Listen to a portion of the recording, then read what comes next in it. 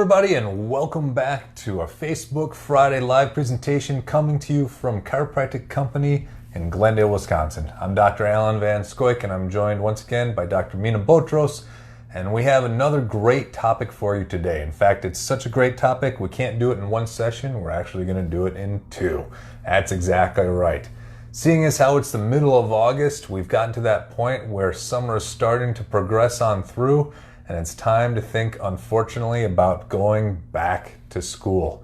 So today, once again, we're going to talk to you about going back to school and some ways that you can manage your body if you're a student and make sure that your back to school experience is exactly what you want it to be. Unfortunately, this year is a little bit different than most years. Many of the schools have decided that they will either be doing in-person education, but some will be doing it at home. Some will be doing it synchronous, some asynchronous. It's a whole big hodgepodge of opportunity for students right now. So today we're going to talk to you about what to do if you are going virtual. If you are deciding to go back to school and your classes are going to be done online, we got some ideas and some tips on things that you can do to help keep your body working at its optimum. What are some issues that people have with working online? The biggest issue is a lot of times when you're in school, actually physically in school, you have the opportunity to have a bathroom break, to hang out with your friends, to stretch, loosen things up, maybe move from class to class. Whereas we're seeing with virtual classes and doing school online, you can be sitting the whole way through because you're doing it at your own home. And so that's going to be one of the biggest things that we have to be addressing, to be careful that, hey, if we're just sitting there for 5 to 6 to 8 hours a day for school, that we're actually allowing ourselves to be able to move and loosen up, but also that we're maintaining a good, healthy posture. Absolutely. Our bodies are designed to move. Movement is life to your body. It brings in new nutrients, it brings in new oxygen. It has to move. So when we're stuck sitting in the same place over and over again, it's a recipe for disaster for our body. Inflammation sets in, damage occurs. It's really very big issue for your body. So we want to make sure that when you're not in front of the computer, you're out doing things, moving, taking advantage of the small times that you may have between your classes. However, sometimes you are stuck in front of that computer. You are stuck reading, you are stuck sitting for long periods of time.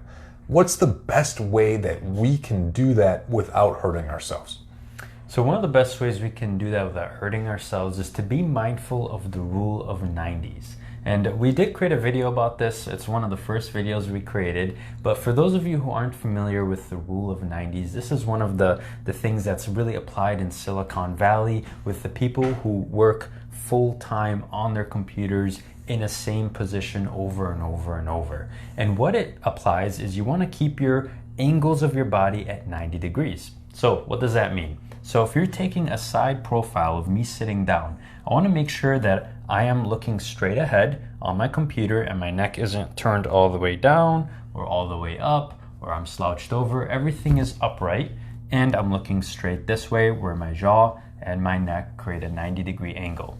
Same thing with me as if I'm sitting, and it might be hard to see that with my low back here, but when you're sitting, you want to make sure that your back is like this, creating a 90-degree angle, and your seat isn't, leaning back, or it is not, inclined or declined, but creates that 90-degree angle. And likewise, if you're on the computer, you want to make sure that it's positioned in such a way that your elbows are 90 degrees. So you're not shrugging, you're not, going here or going all the way down there, but it's at a comfortable, neutral position.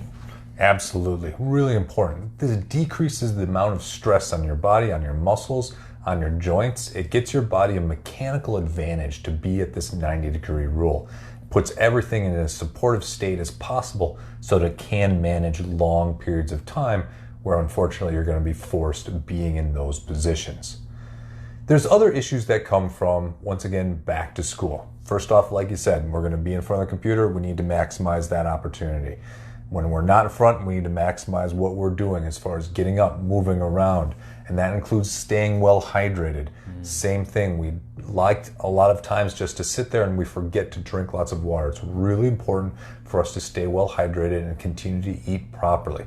However, we can prepare our bodies for school as well, and we can start doing this now, and that's one of the best things, is making sure you get enough sleep. For students, as they learn, sleep is really important. It allows for your brain to recover and absorb more information coming for the next day. And so when you're not getting proper sleep, you simply will be less effective when you're doing the schooling that you're supposed to be doing. Now, I know a lot of kids out there are like my kids, and unfortunately they've gotten into some bad summer habits. And unfortunately at this time of year, they're not going to bed at the right time, and they're not getting up at the same time that they would be during their normal school days. So now is a great opportunity for you to start getting them into that habit, so that you don't get them up from 11 a.m. and now all of a sudden school comes in and you got to get them up at 7 a.m. That's going to be a pretty tough transition for them.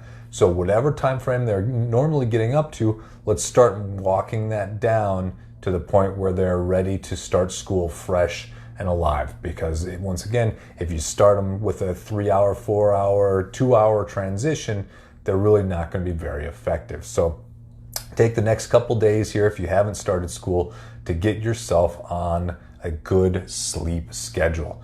Now, there's different sleep numbers that people require as far as hours are concerned, but at least a minimum of 8 hours is what we recommend.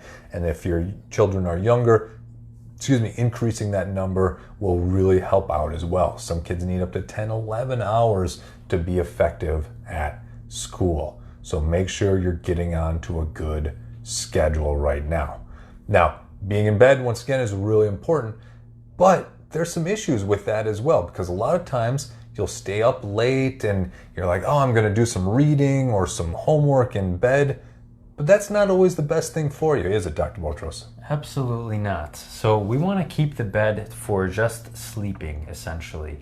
And when we see that you're sitting in bed or you're just laying in bed on your computer doing your academic schoolwork or joining in online virtually in class, that's going to create a lot of problems. Because remember, the rule of 90s in our spine, if we're going to be sitting, we want to be properly supported. And unfortunately, when we're sitting in bed or laying in bed, not only do we have poor posture, but even if we try to have good posture, there's so much give in the bed that it actually allows us to sink into ourselves, and that causes something called elastic creep, which are the ligaments and tendons around your spine to stretch out little by little. So if you imagine a rubber band, a brand new rubber band, and you stretch it out and you stretch it really, really far and you let go, it's going to be very weak and loosened up. We don't want that to happen with your ligaments and tendons, especially as they're going through growth and development during their school years.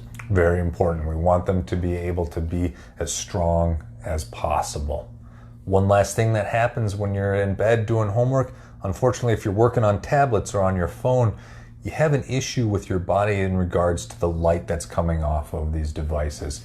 And we have seen studies that show that it affects learning. So we want to make sure that your brain is turned off for a long enough period of time to get that good, proper sleep.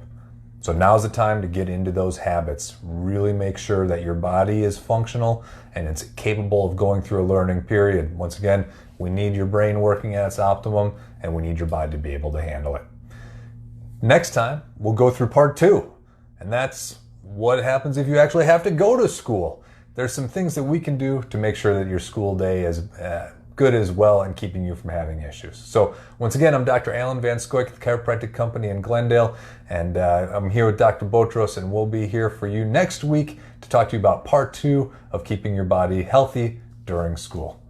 Take good care.